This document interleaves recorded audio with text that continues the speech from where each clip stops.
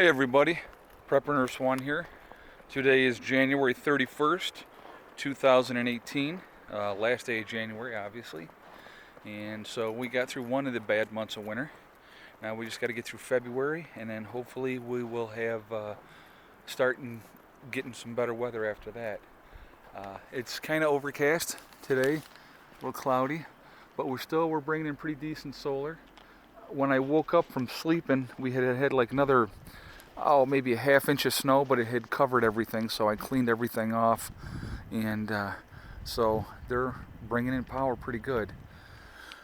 So anyway, we're not going to do a typical video today. We're going to talk about something different. I had a meeting today for my son, a CSC meeting, and it's like a review thing where they do things for the autistic kids, and you meet with the school district and all that type of stuff. And I had called a while back, and I had really given the woman a piece of my mind about the whole situation.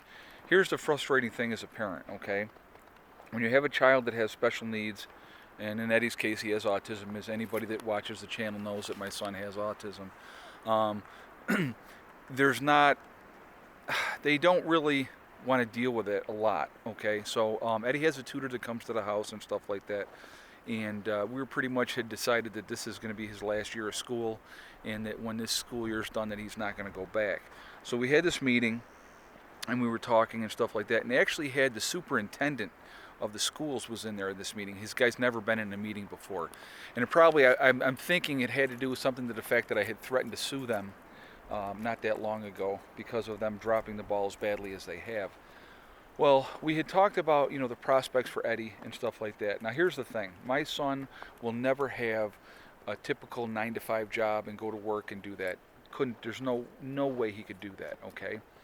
But my son is highly intelligent. He's probably the smartest person in the house, and Heather's very smart as well. So, but Eddie's definitely superior intelligence-wise. But anyway, Eddie loves computers. So we had talked about, there's a possibility of doing some job coaching where he could get a job working with computers from home.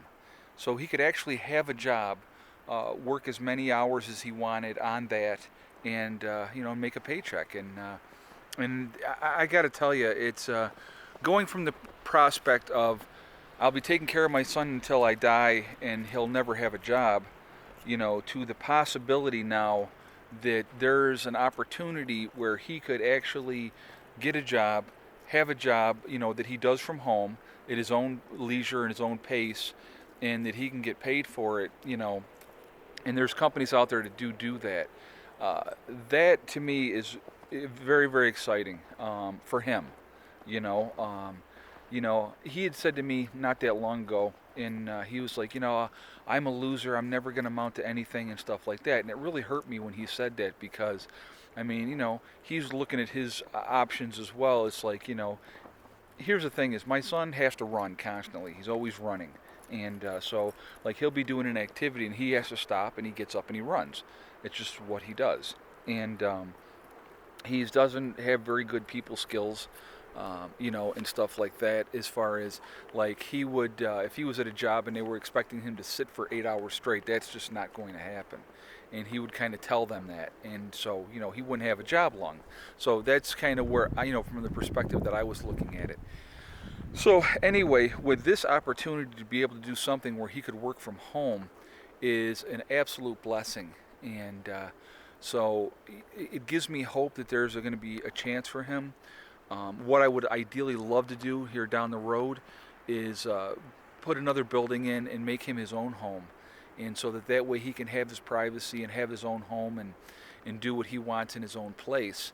And if he has the computer set up and stuff like that, and has a job where he does that, he could make his own money, and that would be absolutely fantastic. And get him set up for life, and so that he could do something. And I think about, here's the thing, as a parent with a child with special needs, you think about, okay, well, I'll take care of that child until I'm gone, but what happens to them after I'm gone?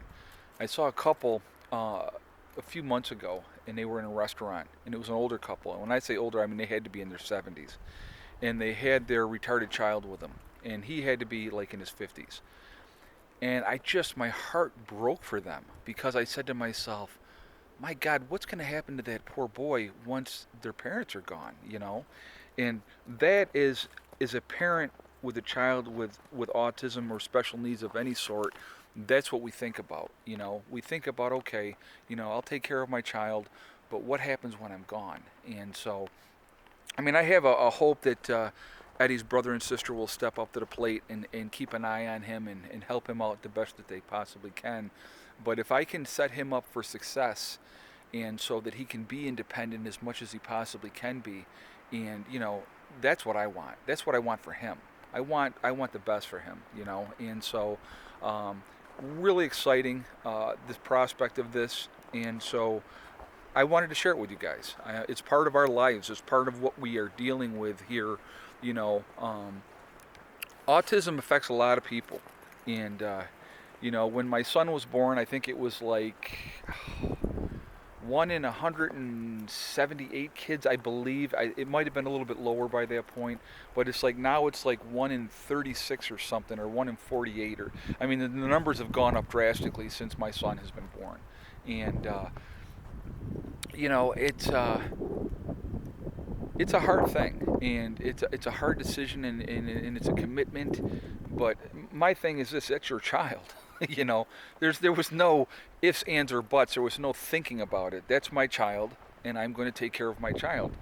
You know, we all hope to have quote unquote normal children, if you will. But what is the definition of normal, realistically? But I'm going to tell you what, my son has made me a better man. He really, really, truly has. He has changed the way I parent, because I had to change the way I parent to be able to, you know, to be able to parent him. And he's made me so much of a better man, I can't even begin to tell you. And you know, it's like I say all the time how blessed I am to have two awesome kids, and my stepson is an awesome kid too. He's my boy too, even though he's not biologically mine. At some point you guys will see Josh. He's 22 now. He's off in college, but he's a good boy, and he's squared away, and he's a good kid. And but you know, it's and I'm hopefully I had something to do with shaping him that way. You know, God, I coached his little league, and you know, did all that type of stuff with him. We went to Yankee games up in Toronto, all kinds of stuff. We had a lot of fun. We had a lot of good times. He's a good kid. But anyway, you know,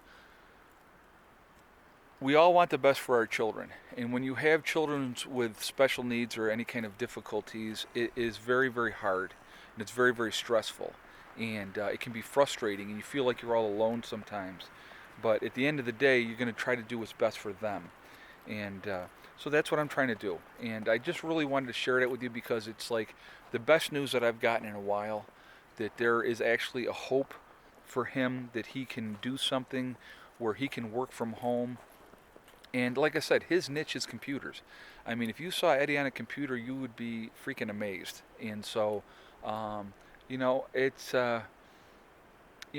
sometimes it's a curse, and sometimes it's not. It's a blessing. So it's a double-edged sword.